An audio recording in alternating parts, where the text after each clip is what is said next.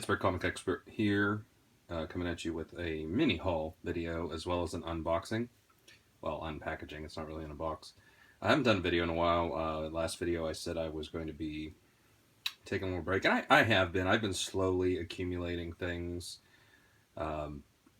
paying pittances for them. Pittance, I believe I said that correctly. Just because, as I stated before, I've got some...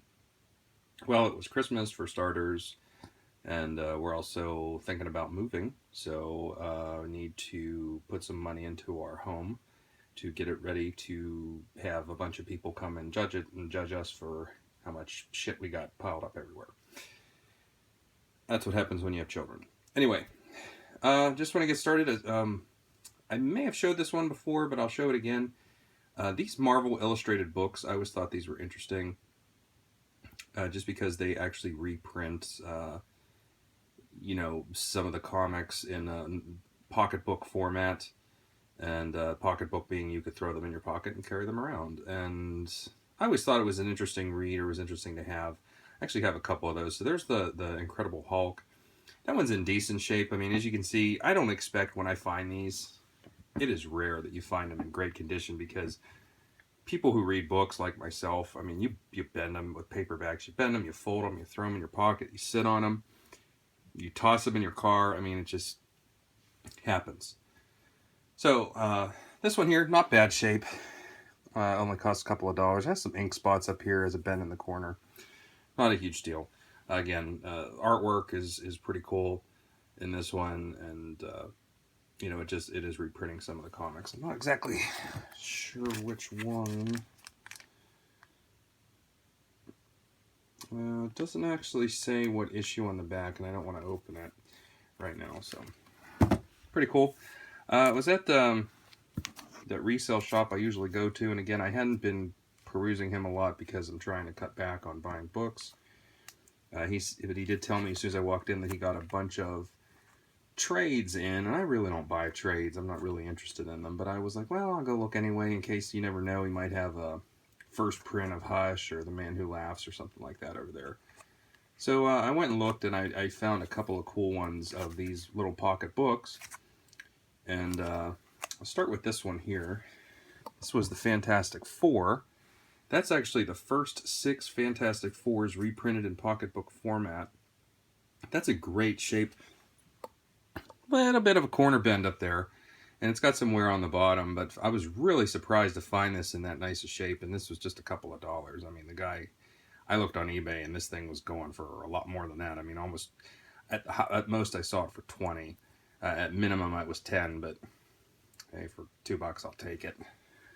And the back was actually in pretty good shape too, surprisingly. Yeah, so that reprints the first 6 Fantastic Four. For those of you who may or may not know, I will educate you. The first one, obviously, that's the first appearance of the Fantastic Four not in uniform, as well as the first Mole Man. The second one is the first appearance of the Skrulls.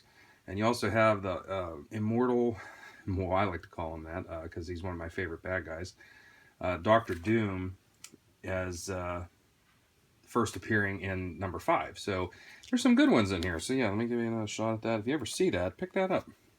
That is from the 80s, I believe. Okay, so last one of this size that I found, and this one was real interesting, and I couldn't pass this up, and he had a price tag on it of $5. So I did buy it for that, because of what it was, is Amazing Spider-Man. This is the Pocketbooks #1. This is actually the newspaper strip of the Spider-Man comic. They put it in full color, and then they published it in a little pocketbook. So these are the only comics that are in here are the newspaper strips, which I thought was really cool, and I might actually read it. This book is in amazing shape. In this condition on eBay, it was selling for over $30. You can't even really find it on eBay. I found one. That was it. Excuse me. So yeah, I wasn't going to pass that up, because I did look it up whenever I was in there. And again, the back cover is also in great shape. So this is not new, but I just came across it because we're remodeling the office, which is why another reason I haven't shot a video in a while. because it is just where I shoot my videos in complete disarray. But I found this, and I looked at it, and I just happened to notice who did the illustration. So I thought it was important to tell you. That is Stephen King, The Cycle of the Werewolf. Those of you who are an avid Stephen King fan, if you are out there, I'm sure there are many of you, like myself. I love, well, all of Stephen King's early work. When he stopped smoking and drinking, I think his work kind of fell off a little bit, and he even admits that in his unauthorized sort of biography called On Writing. Anyway, this is illustrated by Bernie Wrightson. So it's not a graphic novel, but cover price on this is $9.95. If you look, I mean, this is basically, if you've ever seen the movie Silver Bullet from the 80s, that's what this, it's based off of Cycle of the Werewolf. And you can see here, get back in the light, these are done by Bernie Wrightson, who was the Swamp Thing artist. They're in the 70s, so pretty cool. If you ever see that, you might want to grab it for a decent price. Okay.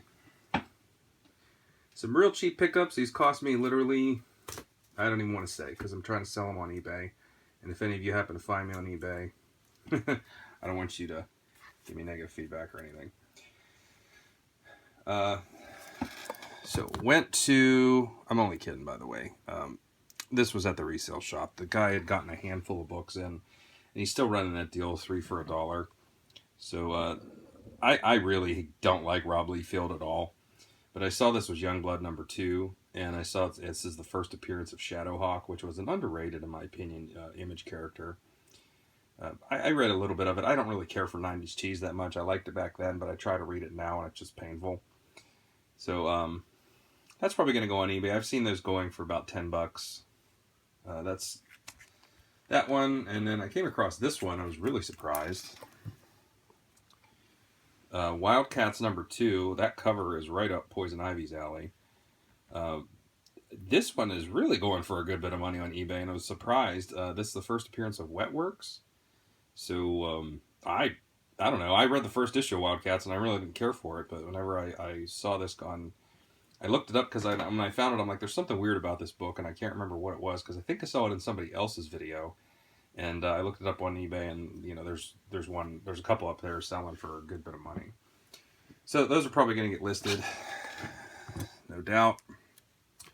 Last one I picked up in that 3 for $1 was Uncanny X-Men Annual number 14. That is Days of Future Present, Part 4 of 4, and that is also the first cameo appearance of Gambit.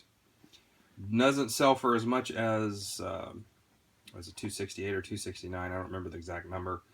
Doesn't sell as much as that one, but it still fetches a pretty penny online auctions. All right. Picked up some other books. Didn't pay a lot of money for this. Same shop. It was a couple of bucks. That is my second copy of that, if you can see it.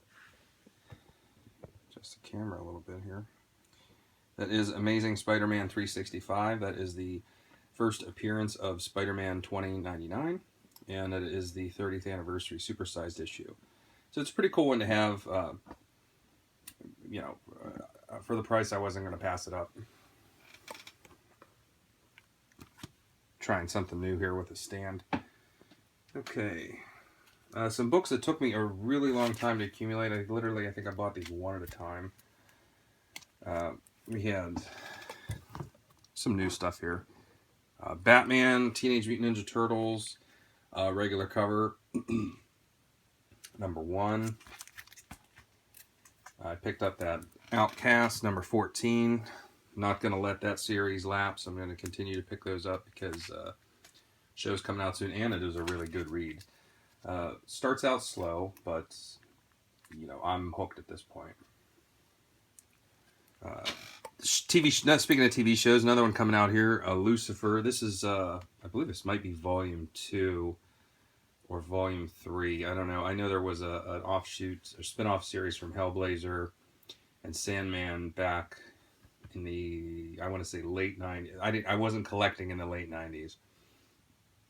So I want to say late 90s, early 2000s. So that might be volume 2 or 3. Decent story. I always liked, you know, not a Satanist by any stretch of the imagination, but I always liked the character in the comic books. So pretty good, pretty cool. All right. Picked up on a friend's advice, Vader Down. That is the variant cover, and if you could see at the top, everybody knows that as the Star Wars bunny. That the character's name is Jackson.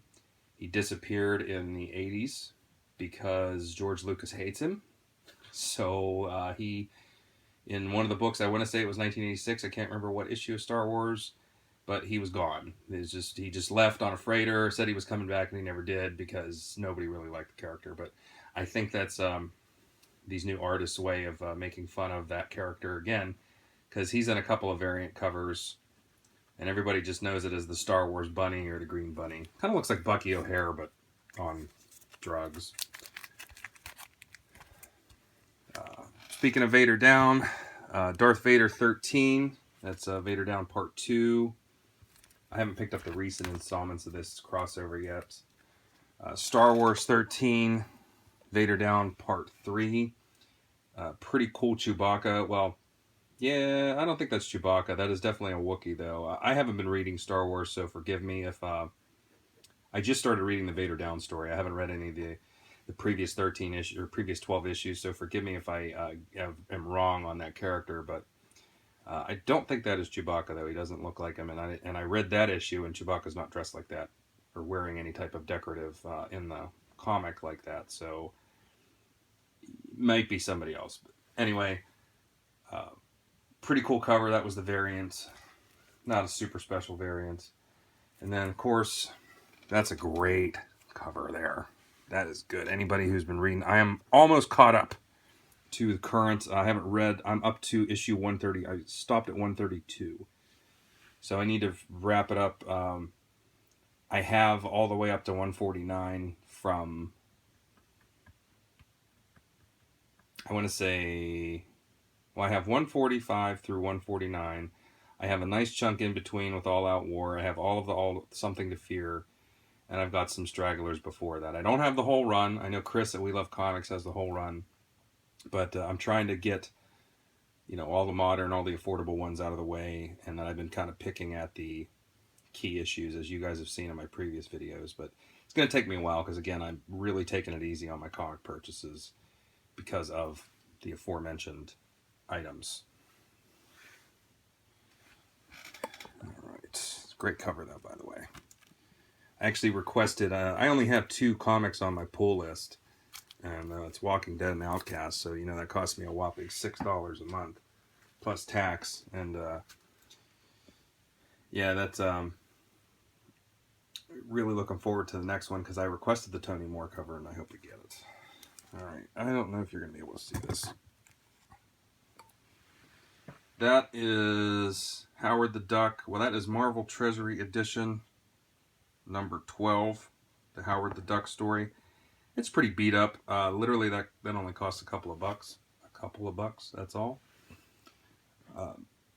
Figure, well, that's a pretty popular Treasury book. I picked it up for that price because, again, it wasn't going to cost me a lot of money. All right, on here is unpackaging time. So this is, I had bought a couple of things for my wife on eBay. One of them being a nice camera.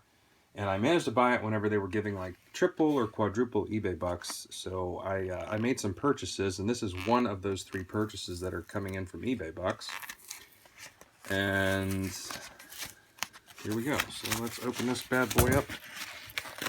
And I know what it is, but I know that you guys would probably like to see this because it is a key issue. A little shaggy or rusty on the year, so it could be Silver Age, but I'm thinking it might be Bronze. It's either late Silver or early Bronze, so packaged pretty well. I sound like Chris. from We Love Comics because he unboxes. This is my first ever unboxing. So we got 2 thick pieces of cardboard in there.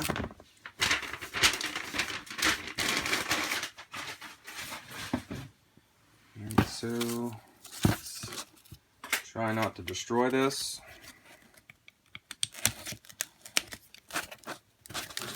Slide it out of there. Looks like it's sticking to the tape.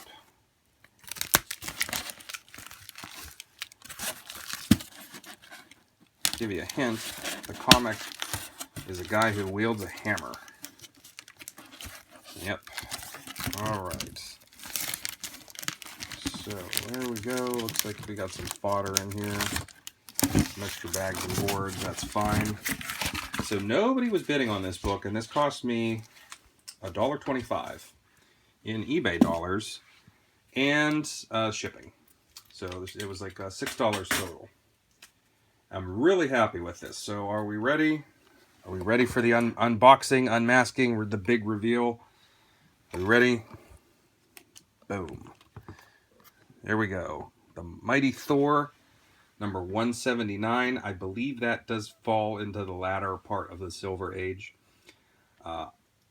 What is important about this issue? Well, this is a Loki story, for one. This is Thor getting attacked by Baldur the Brave and Sif. And what else? This is the last issue of Thor that was drawn by Jack King Kirby. How about that? So, there's no tape. Looks like it's my video, so I'm gonna open it. It looks like the book is in pretty nice shape. The back is white. I don't see any. I see a little bit of a bend there in the back coupon. The pages are white. If you can see that. I know the light's kind of weird in here. So the pages are white off white.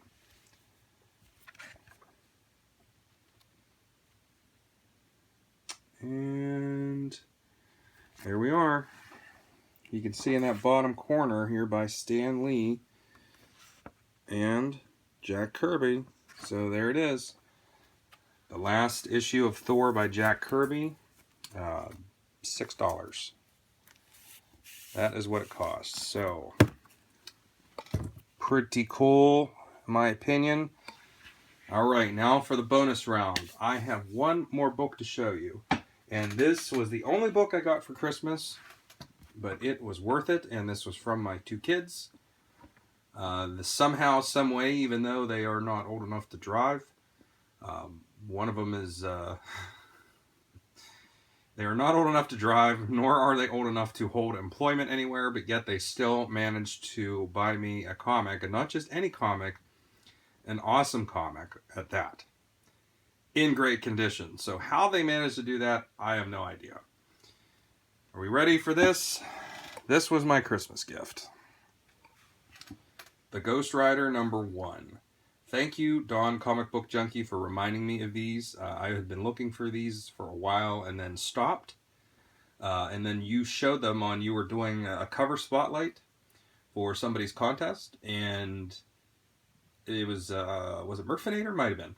Anyway, it was somebody, it was the top 10, top 15 awesomest covers contest, and I believe it was for the Murfinator. And you had a handful of these signed. So you reminded me of this video or this comic on your video, and I was like, wow, that's right. I've been looking for that for a long time. So I did drop a couple of hints, I will say, to my family, and lo and behold, hidden in a box full of boxer shorts was, I don't know, maybe too much information for you guys, but they were clean. They were in the package. Much to my chagrin, I open this box and I see packages of boxers, and I go, oh no! And then underneath of it is this comic. So they got me good on that one. So here it is. This is not the first appearance of the Ghost Rider, but it is a retelling of the origin. And it is, he first appeared in Tim Holt number 11, which was one of those old 40s, 50s cowboy magazine comics from the Golden Age, and that book is really hard to find, and it was a backup story. And then there were some other books that were in the Golden Age, but so I believe this is his first Silver Age appearance. If anybody would like to correct me on that, now I do claim to be an expert, but I do make mistakes as well. So if anybody knows for certain any different, by all means let me know. I would love to know myself, but I am 95% sure that this is his first Silver Age appearance. It is the first appearance of the Ghost Rider Western character of Marvel, and this is Carter Slade. So this is who Sam Elliott's character was based on in the Ghost Rider movie with Nick Cage, the first one. The second movie was awful. So that is it. That's my mini haul, unboxing, and bonus Christmas video. Appreciate you guys watching. Look forward to the comments. Stay tuned. I have some books coming back from CGC, as well as another 2 eBay bucks purchases that, again, cost me nothing, except what I bought or did to earn the books, or earn the bucks, of course. And I've got a couple of those coming up, so down the pipe. All right, guys, keep collecting. Peace.